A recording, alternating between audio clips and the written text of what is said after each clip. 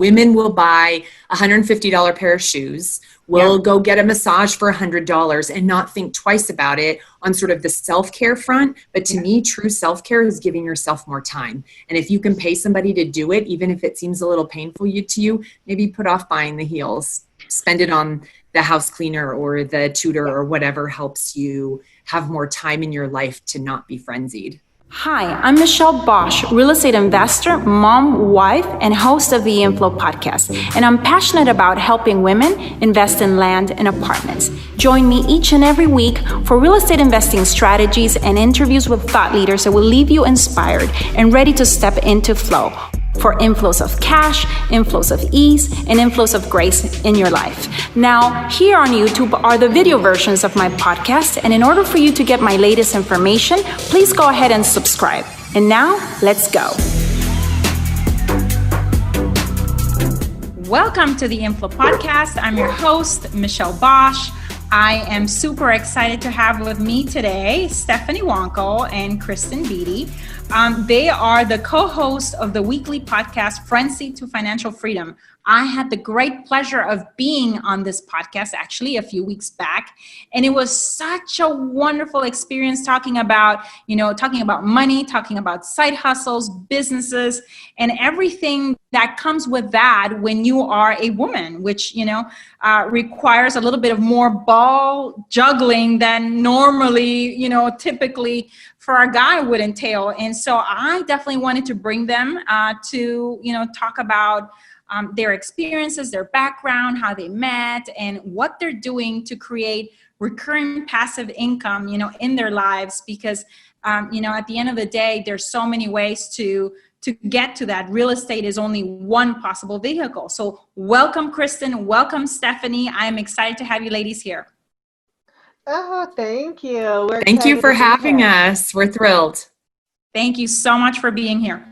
So I am actually very, very curious, like I told you right before we hit record, in learning, how did you ladies meet? I know that Stephanie, you are more the real estate investor. You're passionate about real estate investing, and Kristen loves to start businesses. You're like a serial entrepreneur. You love, marketing. You consult in marketing and event management, network marketing.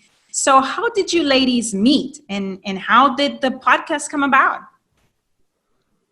I love this story because really, we are lifelong friends. I mean, we're at the point in the age in our lives. We met at my very first job out of college. So we both worked for the Yellow Pages, which I always wonder if millennials or young people even know what the Yellow Pages are. But we were both in a marketing and a creative capacity together. And honestly, we didn't spend a lot of time together back then. But we knew each other. We were in some of the same circles and had good friends, and then lost touch. But as luck would have it, Facebook brings everyone together. And I was interested in real estate investing and saw all the cool things that Stephanie was posting on her New Heights page. And I said, we got to get together for lunch so I can learn more about what this is, because I really want to do it. And I feel like that was 2 years ago, maybe, Stephanie, now. It can't be that long. And then this partnership was born because we're just really like-minded, but we also complement each other in a lot of the things that we do. And when we started having conversations about what Stephanie wanted to accomplish with her podcast and not being like, quote unquote, every other real estate investment podcast out there, it seemed like a good match. So really, it's been years in the making. Wonderful. So then Stephanie, so you got Kristen hooked on real estate. So tell me, what is your area of focus? Where do you see the biggest opportunity right now? Sure.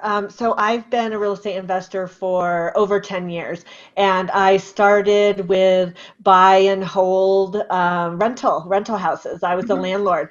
It's a long story short. I had just gotten divorced. I had young children, 5 and 8, and the 2008 recession came. And so a opportunity to buy some rental houses came to me. And I'm like, yeah, I just split half my assets. I am solely taking care of my children. I'm a single mom. I should definitely buy rental houses, and I should definitely landlord them. So crazy. I basically took on a second job and just built a portfolio over the years. The last several years, I've been focused on moving. I still have my portfolio, but moving also into multifamily syndications. So there I focus on, I started with passive investing in multifamily, and then I'm also general partner in several multifamily deals. And I also help other investors invest in opportunities. And so that's how Kristen and I connected. She was interested in becoming an investor, but like so many other people, not really wanting to fix toilets or deal with tenants. And so this passive investing institutions that I had been talking about on my Facebook was interesting to her. So we connected on that. And then I just remembered immediately, oh my gosh, Kristen is fun, energetic, the kindest person I know. And I was like, okay, we need to do this podcast together. And how can we broaden it? And, like you mentioned, she brings so many interesting things to the table, and it really all falls under freedom. Passive income, freedom with financials, but also freedom with time and side hustles. And so together we kind of broaden the focus, and we have a lot of real estate investors on because that's one way that you can give yourself financial and time freedom. But like you mentioned, there's other ways also. So that's kind of what I'm focused on. That makes sense. So then, Kristen, so now you've become a passive investor in some of the syndications. And how has that been?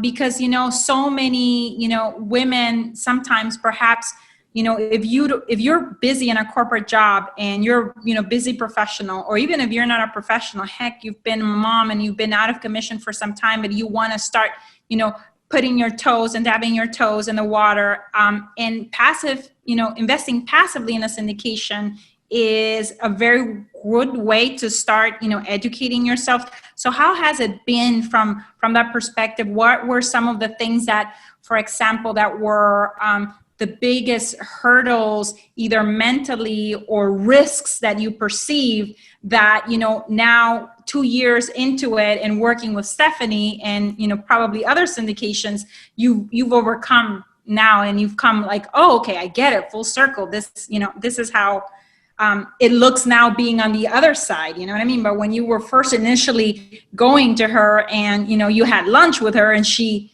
kind of like, dropped it on you, what were some of your hesitations? Yeah, all great questions. I think just like a lot of things in pursuing time freedom, I am an outsourcer, and I believe in it wholeheartedly that we can't be experts in everything. And that's why I love Stephanie so much, because she's the smarts and she does all the work, and I'm the passive investor, and I trust what she will help me manage. While she educates me along the way and I'm learning things, I have trust in where my money is going, and I've seen her level of success. And so that gives me confidence to be able to do it. Just like with my financial planner and the things I do in the stock market, I have a financial person who I outsource everything to, and I give them, my trust, and we consult about the dollar amounts that are available and what we can put out, where we can put our money. So for me, I know enough to be dangerous, and I trust in the people that I partner with in investing. And so I think the hurdle, it wasn't hard for me because I had Stephanie, who I immensely trusted, but you've known her all my adult life, really. But she's also educated me in the other options and the other opportunities out there. And so I've recently invested in a fund that is a conglomerate of real estate properties, and just to try that out. And we both are, sort of watching how that looks and what the interaction is with that investment team. So it's been fun for us to do it together because I feel like I have someone by my side. And I think that's so important, especially for women today, to find someone that you trust to invest with, because that will get you over a lot of the pain points. And, over the 2 years too, I think the other question you were asking me is what were the hurdles? Were having a bucket of money to be able to put forward. And so I've been working on that as well to make sure that I feel like I'm liquid enough in certain spots, but that I have enough money to invest comfortably for me, for my comfort level, to get there. So that has been part of our journey together too. That is fantastic. Makes complete sense. Now, Stephanie, from the point of view of the types of properties that you are investing in right now, and going into the fact that we are where we are. It's June 1st of 2020. We've had a pandemic. As a backdrop, we have the situation of a stock market that has crashed. We're in a recessionary environment. What opportunities and what will be your focus right now in 2020 and around in timeline? Like, for example, for us, we look at Q4, Q1 of 2021 probably to go out there and look at bargains. And I'm looking at 100 plus units, or are you seeing opportunities in smaller units, or like what does your portfolio look like right now, and where do you see the opportunity coming? So obviously, I had been thinking about this prior, but when a pandemic comes, you immediately shift from kind of like business as usual to, oh, wow, I'm maybe not going to get rents in. I maybe am, I have investors that are invested in syndications that some aren't doing distributions.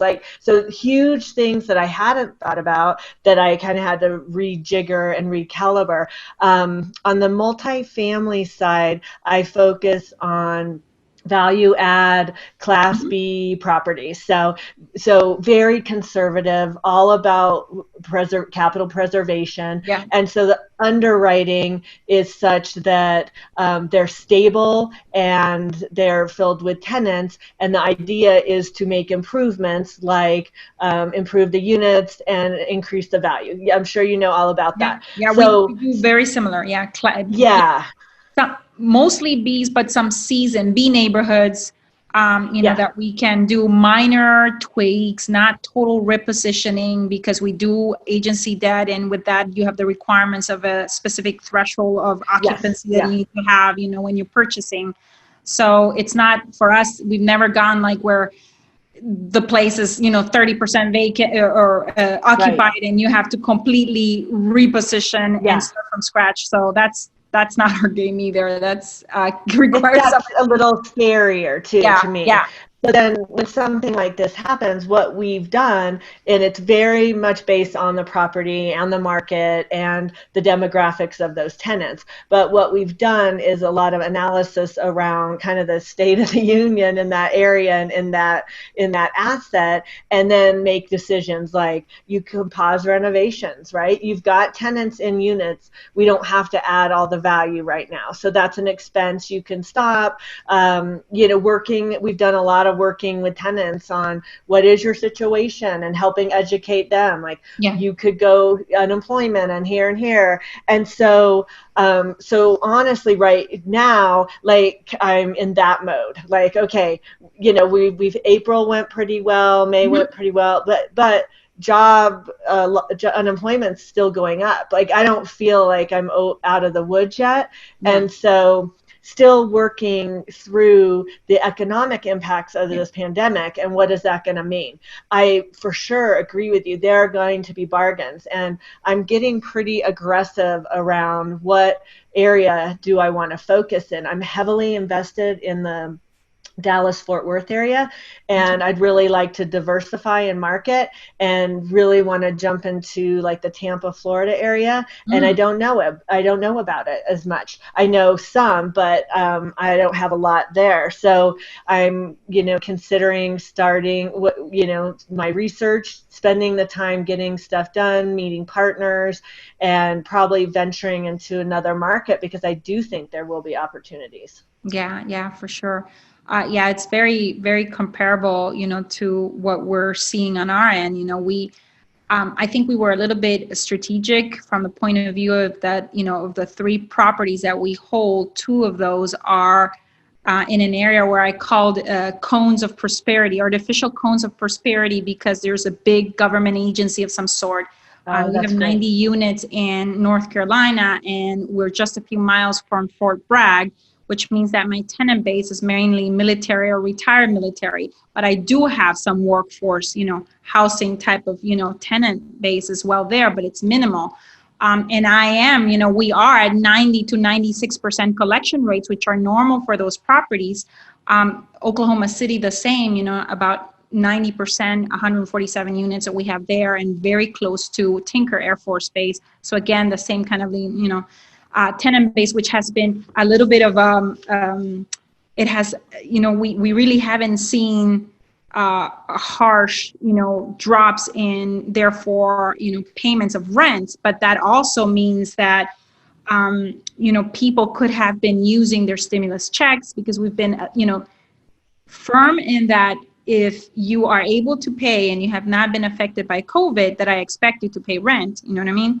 And that if you do have problems, please do not hide from us, let us know so that we can give you the proper assistance, or send you to the proper agencies that can help you and assist you, so that, we can see the collection rates that we are seeing. But, this more than likely will extend for quite a bit of time. And then there is that percentage of workforce that could lose their jobs. And if the, stimulus checks stop coming, will they be making payments and all of these considerations? But at the end of the day, I think if you from the get-go were very well capitalized and know that you can, hold, and what your worst case scenarios are, and have stress test those properties, that still, even, the investors that are right now with us, probably like the ones that are with you, that they'll be interested, because if we can operate under these environments and still, have the collection rates that we have right now, and that's it, because the purchase of the asset is not a big deal. The fundraising is not a big deal. It's now that you own it, how can you optimize it and be a great steward of other people's money and make, no matter what's happening in the economy, that's the real test. You know what I mean? So, it tests what the story, which is the truth, the story of why we so strongly believe that these are great investments, and why we tell other people, right? The whole story around why they are more recession resistant and conservative. And now we just need, and that we also purchase based on fundamentals, which are market specific, the things you just talked about as far as the demographic, whether it be military or a diverse employment, all of those things for why we pick neighborhoods and assets, and how we do our underwriting. Doing all those stress tests are super important, because you're going to find out if you can go down to 60% vacancy and you're usually at 90, then you've got some room. And also fundamentals around having funds, having reserves. That's critical in being able to weather these kind of situations. So. Yeah, and I do want to go back to one other thing that you said, because it's so important, is the compassion piece of the whole thing, is that you are reaching out to your tenants and you're giving them permission, or at least trying to communicate with them and give them opportunities to work together in this situation. And I think that goes with your whole flow philosophy. Yes. And I don't want that to get lost. Yeah, because I think especially we talk about men versus women, and I know you're in partnership with your husband, but I think there's such an important part about us being in business, because those are the things that we prioritize, not just manage or deal with. Yeah, you can't just, kick someone out because it's not financially feasible if they're sick. You know what I mean? It's plus, you can't anyways right now.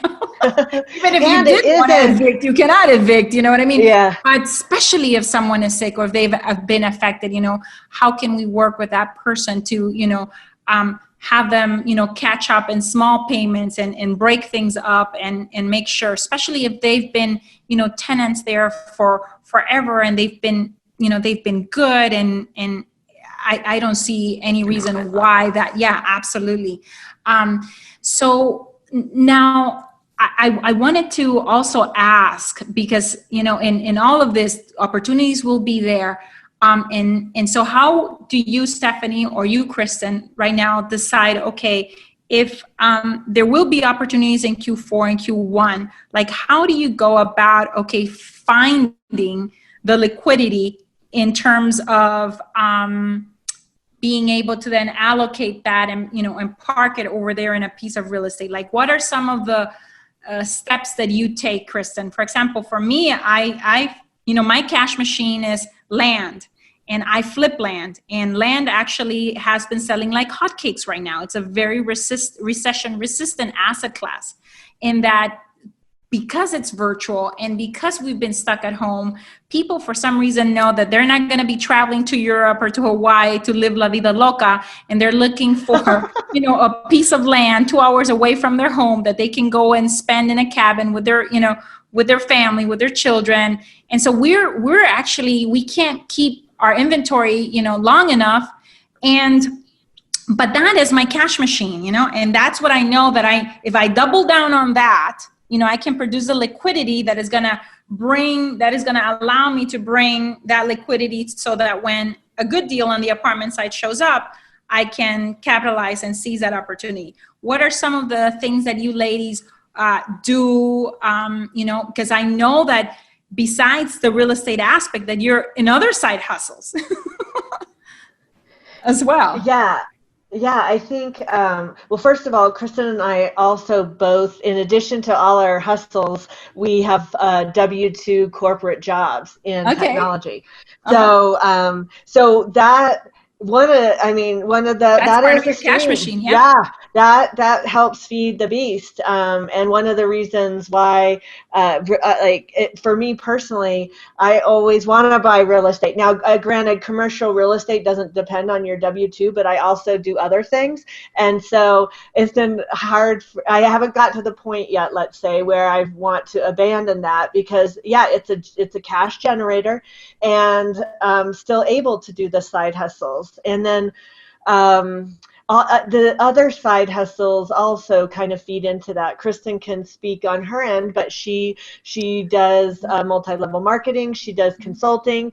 When you come to this point in life, you've got a lot of experiences that you can sell to other people. And that's one way to those are ways to bring in to liquidity. Also, a lot is going on in the world that can help you access money that maybe you couldn't access. For example, if you are affected by COVID in some way, which as an investor definitely affected. I haven't had a syndication deal since January, and you can move money from your employer-based. You can either just take a withdrawal or borrow money without the penalty from your employer-based 401k. So there's some things like that are silver linings of this whole pandemic, where that real estate investors or others trying to kind of collect some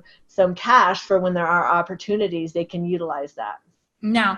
Yep. No. Mine are both similar in that I can't believe, even with all the Amazon.com ordering and all the wine, alcohol ordering I've been doing to be delivered to my door, how much money I've saved during the pandemic. I just opened up my checking account and was like, whoa, there's more money in here than typical. So I think just stockpiling is basic. And then I recently changed jobs, so I have a 401k that's sitting there waiting for something to happen. And I am just, holding with Stephanie on when the opportunity arises to be able to utilize and leverage that, hoping that those policies will stay in place for a little bit longer, which I think they will. So that's exciting times. And then the side hustle for sure. I just started back up with a multi-level marketing company, and I'm having a ball marketing and selling stuff and making some cash on the side. So lots of streams of income to be able to help support and get ready for when the opportunity arises. Yeah, absolutely.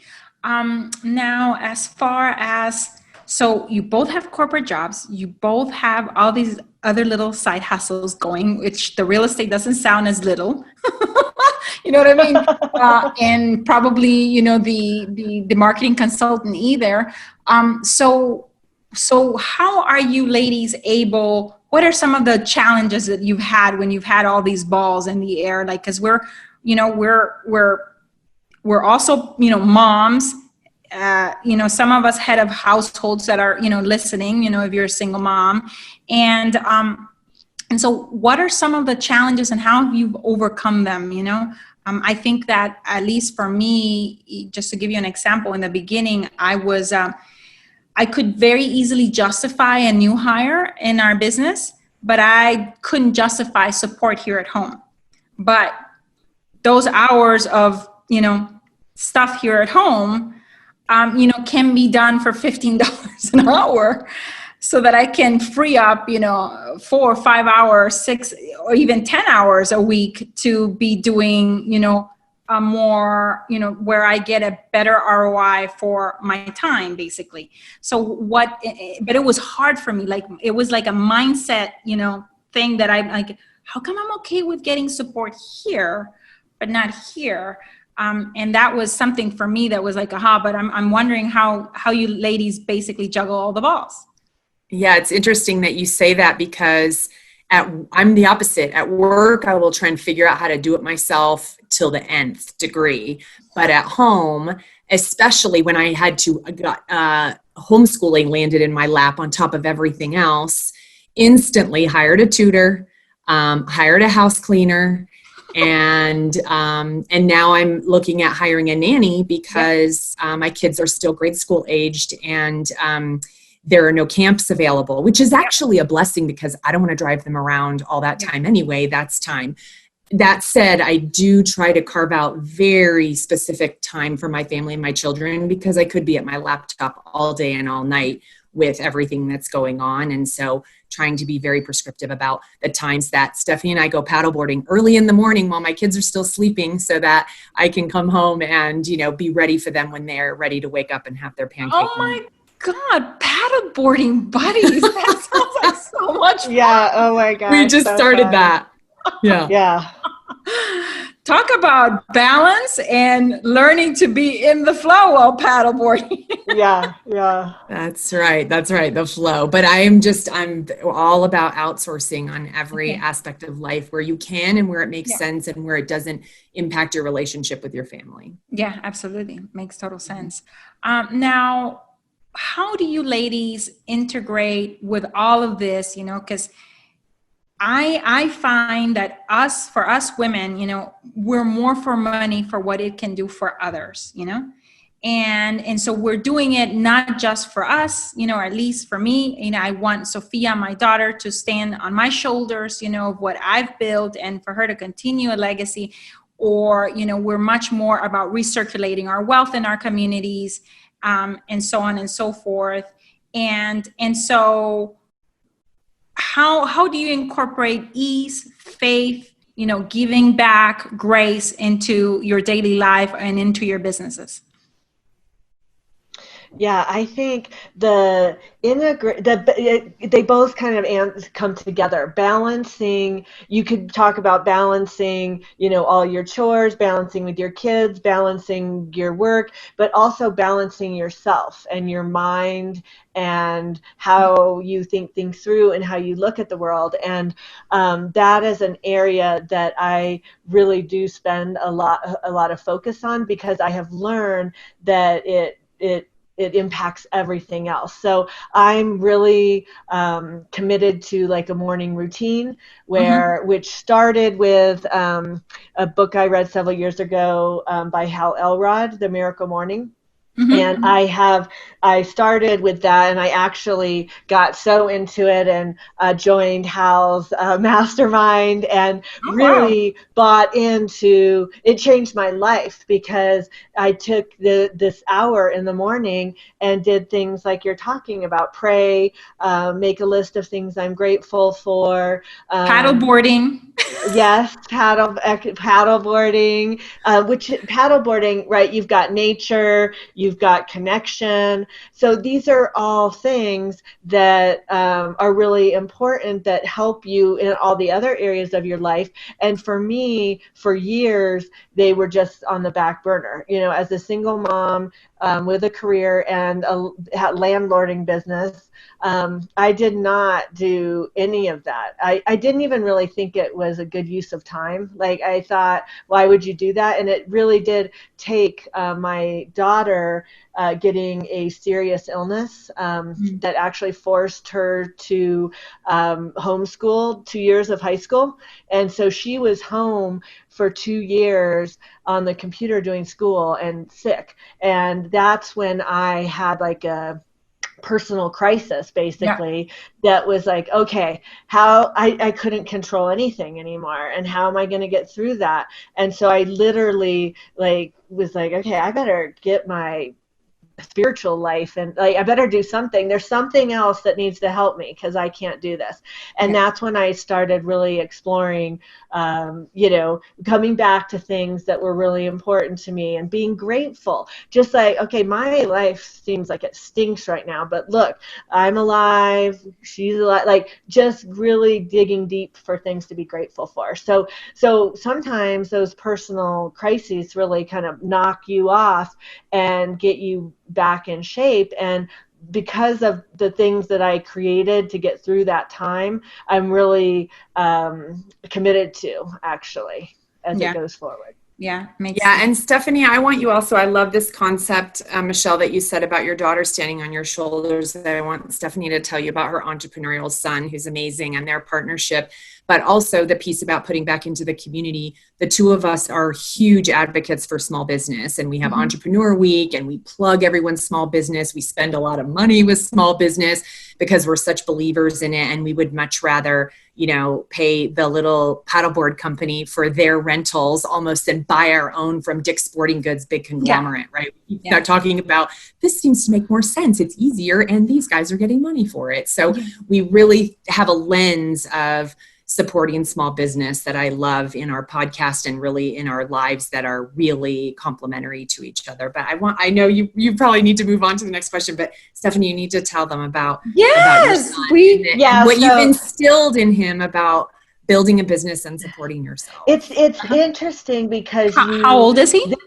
He is 22. My daughter's 19. So when I bought those rentals that I spoke about in 2008, my son was 8, my daughter is 5, and they are in a kind of challenging part of town. So we had a lot of turnovers, and really, I had a young age had to make him help me. So he had to mow the weeds because it was not grass, and there would be alcohol bottles in there constantly. We'd have to go paint the fence because graffiti would get on it. And those kids, they hate, we call it the Julians. That was the street that they were on. They hate the Julians. And but what ended up happening over time is when he got to be about 18 and I started doing some other things, he really started getting in, like all of a sudden he's interested in real estate investing. And so he started going to one of the things at the time that I was doing was buying turnkey out of state. Denver got really expensive, so I was moving my capital from Colorado to other cash flowing places. And so he would go with me to interview turnkey operators, interview property managers. He was picking deals for me. finding properties in those cities and really working them front to end with me. And we've done some flipping, and so he caught the bug, and it was not because I, intentionally like, this is so great, but somehow through all of that pain, he saw the value. And so I think we are leaving a legacy sometimes, whether we know it or not. Yeah, absolutely. Especially because now, I mean, at 21 or 22 or 18 or whatever, I didn't have these kinds of conversations with my mother. She is not entrepreneurial. She's now a retired elementary teacher, you know what I mean? But, in having us now, their level of confidence, of sophistication, of capability, just from being around it, you know what I mean? And hearing about it. And like Sophia, when we started, buying single family homes, she would come also, to the I did like kind of little mini open houses to get tenants in there. And I would say, instead of showing, one-on-one, I would say I'm having an open house, on Saturday at this time, and then I had a line like of 20 possible tenants, fighting for the house, and so on, and so I would bring her to those. We'd go pick up rent. Eventually, our portfolio grew to the point where it made sense for us to have a property management company do it. So now, they're doing it. But basically, like, they're starting in their sophistication at a completely different level than when I started, which I feel like I started at ground complete zero. You know what I mean? And now our children, just from the sheer, almost like by osmosis, and being around us and this being our businesses, they're at they're starting at a completely different confidence level than we are when it comes to dealing with their money. But I wanted to go back a little bit into, the joy of the everyday, and, cause maybe, maybe I need to go try paddle boarding, but it sounds to me like, and this is something I think very feminine, in that there's quite a bit of, yes, struggle, but playfulness. And with playfulness comes, in that hour of power that you were talking about, Stephanie, comes, as a byproduct that permeates throughout your day, creativity and downloads and great ideas that come as a result of us, finding playfulness and so on and so forth. How did you guys decide that you're going to go paddleboarding? I mean, is it part of that 1 hour of power of doing something together that is fun, or how did that come about? I think the way you describe play, right? Play and connection are both really important. And prior to the paddleboarding, Kristen was dragging me to like Zumba. Now that didn't stick because I can't do it, and we had a pandemic.